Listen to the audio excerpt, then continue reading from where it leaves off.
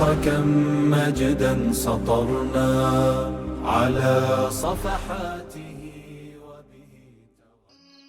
السلام عليكم. كنيته أبو محمد، وهو من مواليد هايكوتا في العام 1942. نتحدث عن السيد سليمان دقي، وهو سليمان آدم سليمان دقي، ذلك الرجل الذي أفنى زهرة شبابه في الكفاح والنضال من أجل بلادنا الحبيبة إريتريا، وكان من الذين اشتعلت قلوبهم بحب الوطن، فوهب كل شبابه فداء لخدمة إريتريا وشعبها، حيث درس الابتدائية بهايكوتا، والمتوسطة بمدينة أغردات، والثانوية بأسمرة، ثم أكمل الباقي في السودان بمدينة كسلا.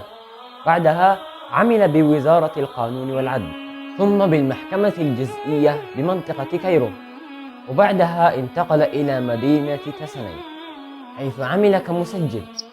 في المحكمة الإقليمية لعب دورا كبيرا في جمع التبرعات والاشتراكات من المواطنين وكبار التجار، بالإضافة إلى أصحاب المشاريع، لدعم الثورة الإريترية بقيادة الشهيد حامد عواتي وإخوته الكرام.